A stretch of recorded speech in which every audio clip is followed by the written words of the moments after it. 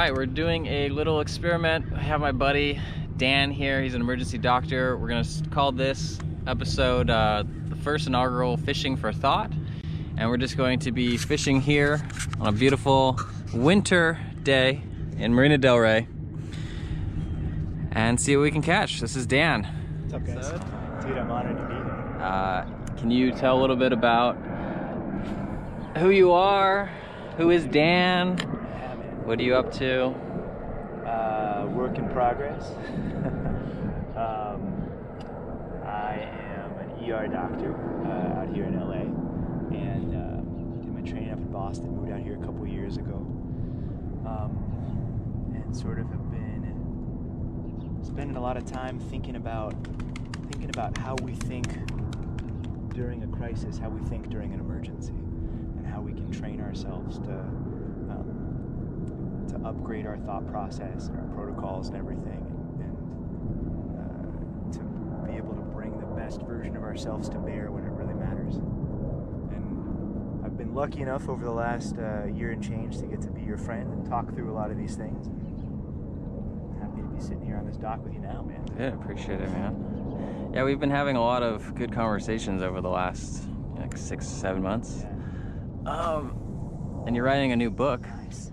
So I'm curious on, because I'm a big fan of Stoic philosophy, and it's helped me a lot, especially in the early days and the later days of entrepreneurship. So when you're saying that you're bringing it to kind of emergency medicine and all that stuff, I'm really fascinated by that. Do you? Yeah. What are your thoughts? Like, how'd you get into Stoic philosophy, and what do you find beneficial about it? Yeah. I mean, I got into it through actually this other guy, James Allen, who's this turn of the century sort of early industrial period English writer and I guess industrialist. I grew up doing martial arts and was really lucky to have a coach that sort of focused not only on the physical aspect but on training your mind and thinking about how to think. And he gave me this book called As a Man Thinketh by James Allen. It's a really interesting book. And there's a quote in it that goes, in the armory of thought, we forge, or sorry, let me restart that. Man is made or unmade by himself. In the armory of thought, he forges the weapons with which he destroys himself, or the tools with which he builds heavenly mansions of joy and strength and peace. And that's just such an amazing, deep idea. Yeah. And it sort of hit me at the right time. I was maybe 17 or 18. I was just starting to think for myself a little bit, and the idea that we're sort of both like the blacksmith and the forge and the thing we're forging at the same time, right? The idea that you can work on yourself and you can work on your thoughts, and that whatever you're sort of starting with doesn't have to be your ending point. That was a really deep, powerful thing. And so I sort of started branching out from that idea and trying to think about, well, who else, how can I train myself to be a better blacksmith of my own thoughts? Mm-hmm. I read some Buddhist philosophy, which is totally amazing, and at some point ended up reading, coming across Marcus Aurelius, the Roman emperor, who was also a Stoic philosopher. He wrote this book called Meditations. Meditations is Marcus Aurelius' notes to himself. Essentially, it's his it's basically his notes. If you keep the blacksmith metaphor for a minute, it's his notes on forging, on what he's done for himself and the experiments he's run on himself, and it survived amazingly intact. And the stuff in it is just incredible. It was an amazing introduction to Stoic philosophy as a whole, which originally started in sort of Greco-Roman times and was named after this place called the Stoa, or the Porch, where the original philosophers of this sort of line of thought used to gather. It sort of disappeared for a while, or not disappeared, but sort of dropped out of the public eye. And then over the last several years, it's been making sort of a more popular comeback. And thanks to a lot of the work of people like Ryan Holiday and Tim Ferriss and Jocko Willink and some of these other folks that are doing a lot of work on sort of re-energizing this field. But Marcus Aurelius' Meditations is an awesome introduction to it. And so I would be reading this stuff and I'd be thinking about it, and I know we can dig through some of the tenets of it, but one of the oh, that one, Cormac caught a fish. Oh, come on, man. Share the wealth. That looked delicious. Maybe a little small for us. Oh. Anchovies, man. Anchovies, nice. Lower mercury. I don't know, I mean, one of the like really wonderful and also really intense parts of what I do is that, I go up to bat every day with these life and death situations and these truly deep emergencies that require this different skill set, this different mind from your everyday life. And the Stoics talk a lot about death and about coming to terms with that and about sort of figuring out where you're able to make your mark on the universe, and then otherwise letting the universe do what it will. And the more I trained in emergency medicine, the more these things sort of started converging, right? Like, you're in an emergency, the way you act, where you put your energy, how you feel about life and death can make the difference for somebody. So there was this sort of natural coming together process of that, and that's what the book is going to be about, right? It's going to be about sort of like how to think during an emergency and how Stoic philosophy trains us to do that.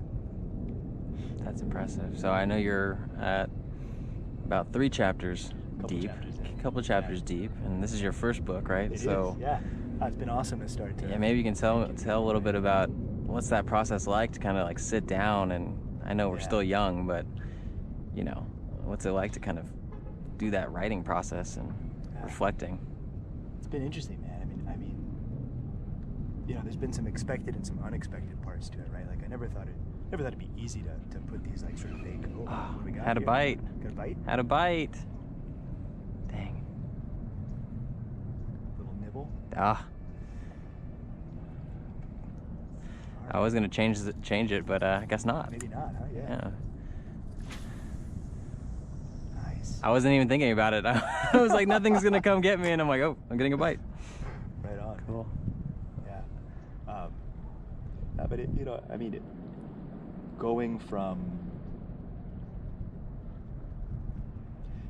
like anything, like I am not a master of this by any stretch of the imagination, right? Like, I'm learning my own way through it, but taking the discipline to sit down and put some vague ideas into more, thought that's still fluid but a little more solid, and to be able to share it with people and talk to folks. It's going to be us really soon. I know, I can't wait. That's been a great process of figuring out, like, well, what is it that I actually think and why? It's also been some pretty amazing therapy, honestly, as I dig through some of the hardest cases I've ever gone through and stuff that I've been a part of and haven't really processed in a lot of ways. Like, writing it down and bringing those lessons to other people has been a really great part of that. The idea of the book is that we can upgrade the way that we respond in an emergency, and so it sort of starts off talking about some of the basic principles, and then moves into the this idea of praxis, right? That there's no philosophy, there's no truth that's apart from day-to-day life. And how do we bring things together into it? Nice. What is your first chapter on? The first chapter just sort of lays out some of the ideas and talks about, what is actually an emergency, right? And I think, ER doctor or not, all of us will face emergencies at some point in our life just by the fact that we're alive and we go through it. And maybe we'll get one or two. And so we end up treating a lot of things that aren't really emergencies as if they are crises, just because we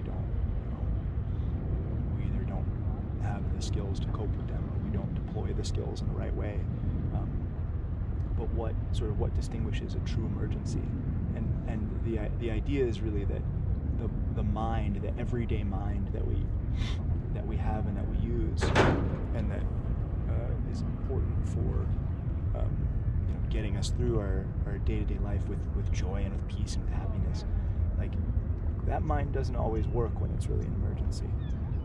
And you really need this other thing, this emergency mind that you have to train and prepare, and you have to be able to click it on when it really counts.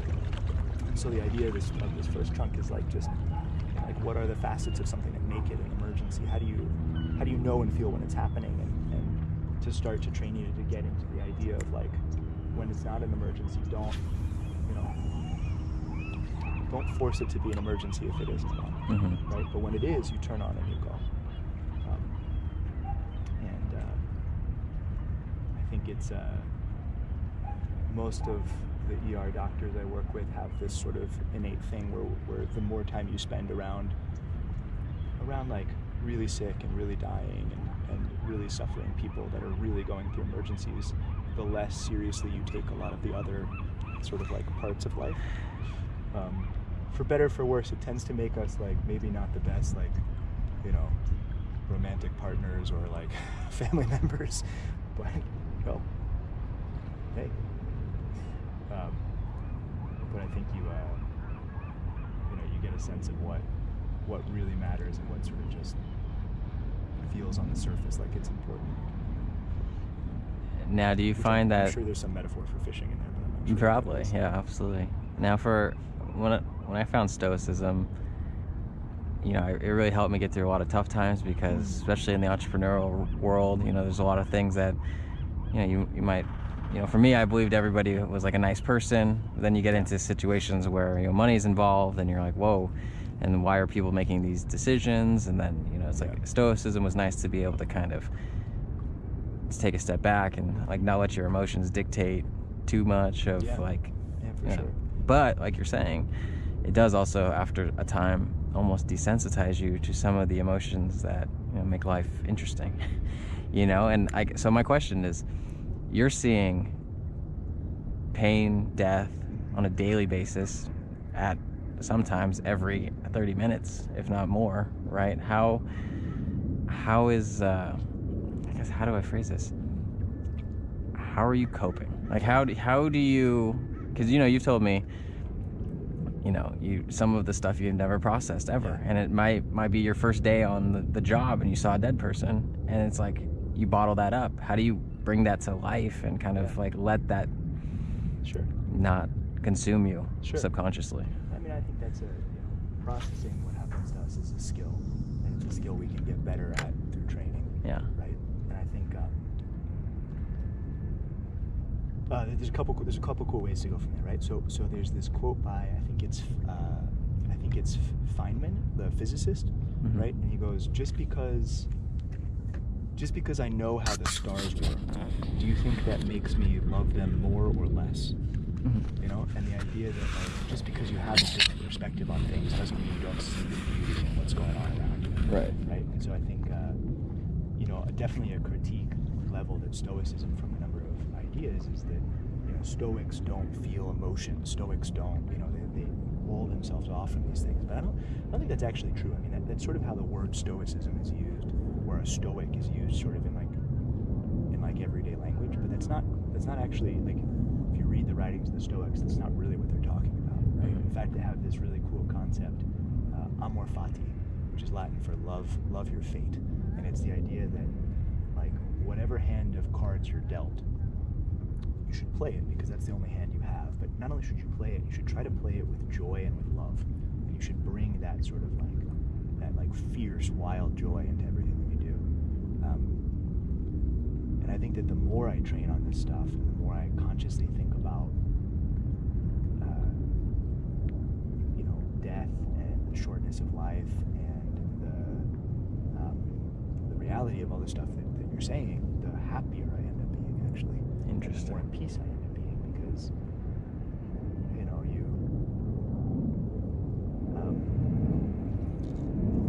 I might never be on a dock like this again, right? Like, this might be my last day to enjoy this. And if it is, then, you realize you never know. And so you take that moment of joy where you find it, and you don't demand it's anything else. You just sort of sit there with it. And I think that a this. We talk to each other about that idea about like where do you find the joy in the middle of all these things, and a lot of it's little small moments, making a joke with a patient and connecting with somebody in a time when they're really having, like what is maybe the worst day of their entire life, right? And sometimes you can just bring a little bit of joy. You can do a little bit of amor fati in that moment. So what is the second chapter going to cover? This is the first big skill, right? Is the centerpiece of the Stoic. And I'm curious if you think the same thing about this, right? Okay. Given the reading that you've done, which is that for me the sort of first centerpiece of Stoicism is coming to grips with the idea that you're going to die, that we're all going to die, right? That we're all temporary, and that we have a short, finite amount of time here, and we don't know how long that is. I forget who said it, that we're all running a race, but we don't know if it's a sprint or a marathon.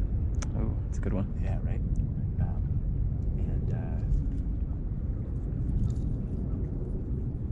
And that understanding that death is going to come for all of us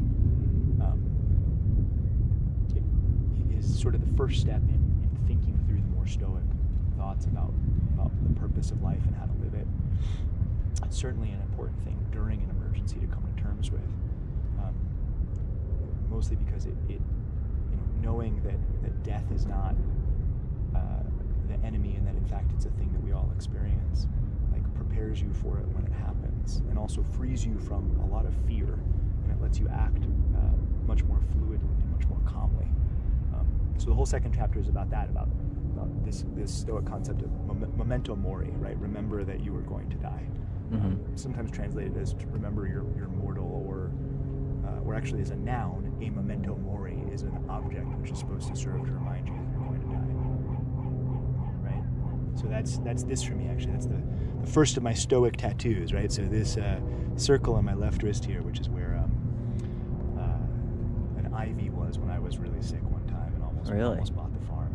So this is the reminder that memento mori. I don't know how long I have. I don't know when the next thing's going to come get me.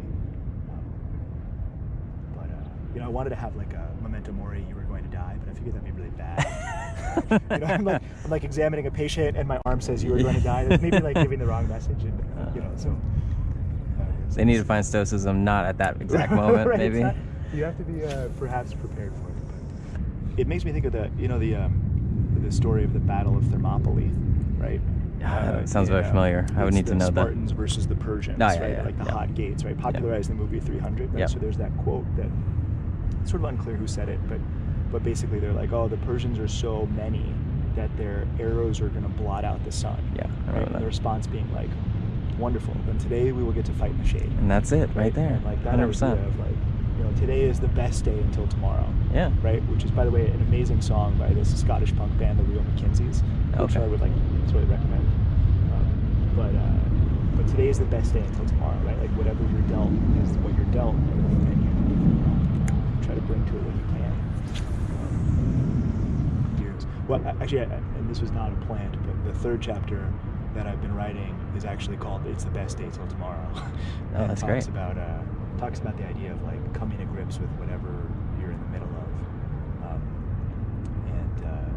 and realizing that like whatever you have today is the best day from which to work, because it is the only day from which to work. 100%. This is all you get. It doesn't mean you have to like it, right? It doesn't mean you have to be thrilled with whatever cards you have, but it's what you have, and so it's what you have to deal with.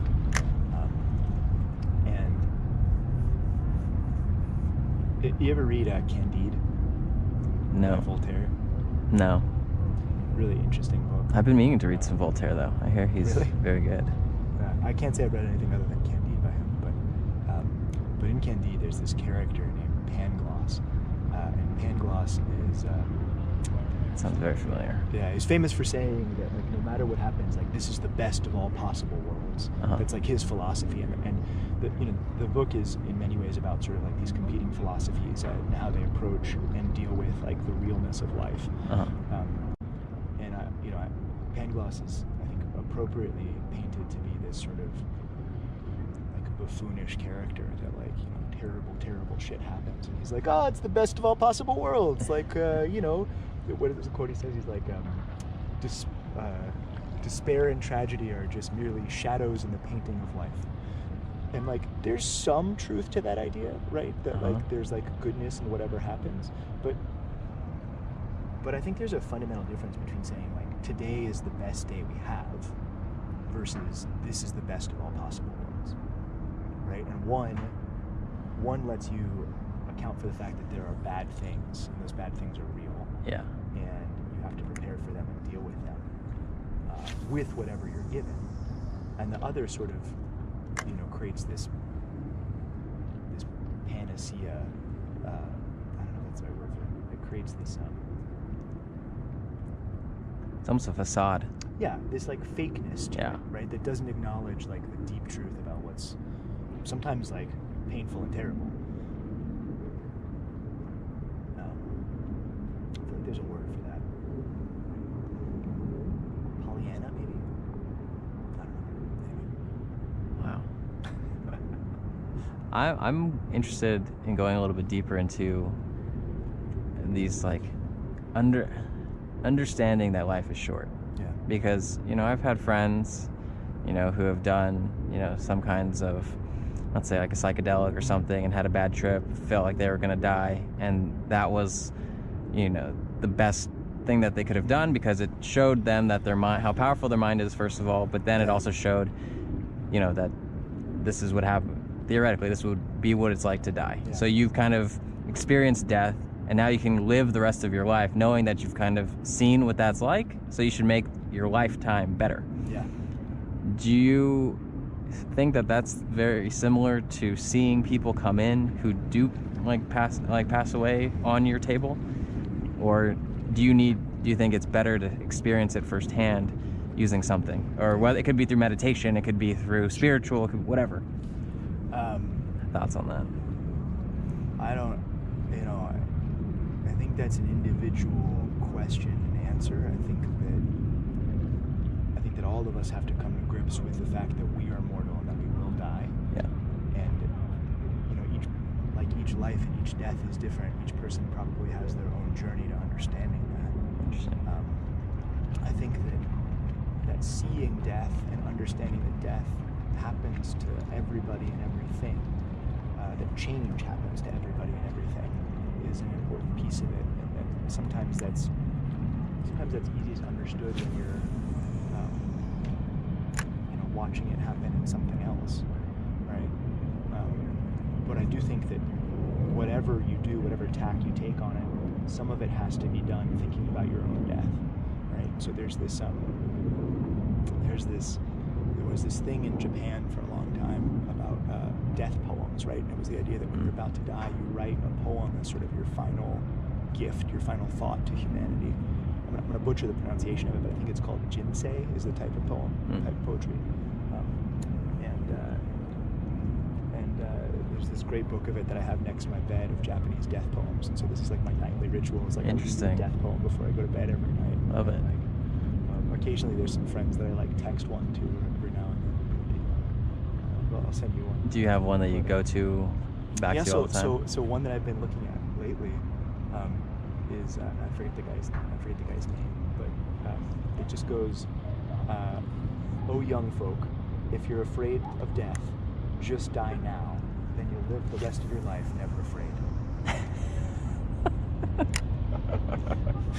Right? And it's this great idea of like what you're saying. Like, part of that's about being like, yo, just practice dying, right? Yeah. Just like think through what it would be like, and what would you regret? What would you feel good about?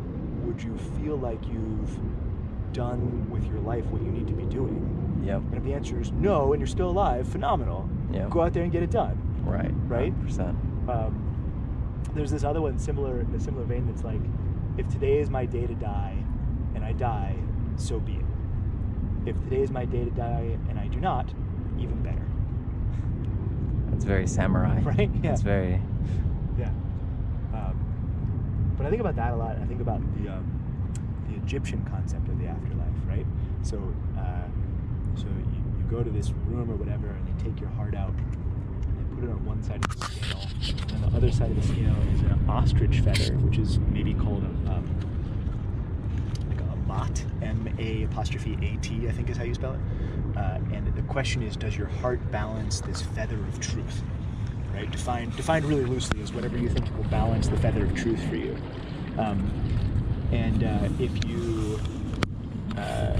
If your heart balances, then you go on to the afterlife. And if your heart doesn't, then I think you're eaten by this thing that's like half alligator, half hippopotamus. I'm not actually really sure what that part is, but the idea that, you know, like whenever you die, you're responsible for the weight of your heart and what you did with your life. I think that really resonates for me a lot, right? And so if you think about like that idea of, oh, if you're afraid of death, just die now, then you won't be afraid.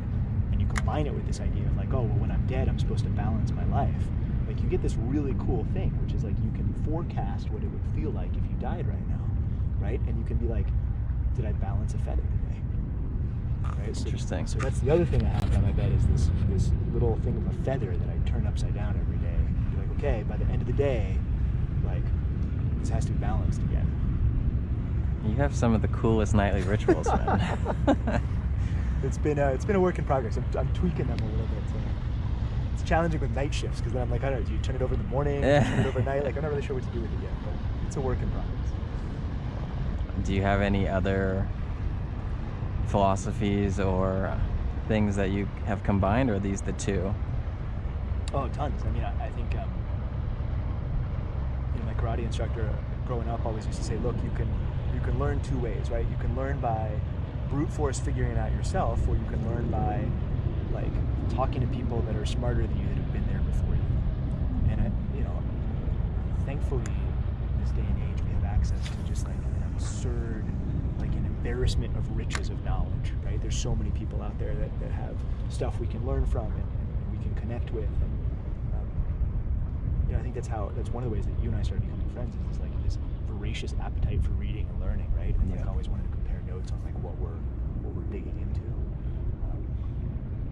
Well, I hope you enjoyed that first episode of Fishing for Thought. It was an experiment. If you want to hear more of things like this, of that nature, you know, kind of just finding random cool people who want to kind of share thoughts about life, definitely let me know. Shoot me an email at johnjon@castthespirit.com. Maybe give me some recommendations of topics you want me to cover or people you want me to chat with. If you're watching this on YouTube, definitely throw me a thumbs up and subscribe if you haven't already. And if you're listening to this on the podcast, thank you so much. Please subscribe as well. And until next time, keep those lines tight, everyone. See ya.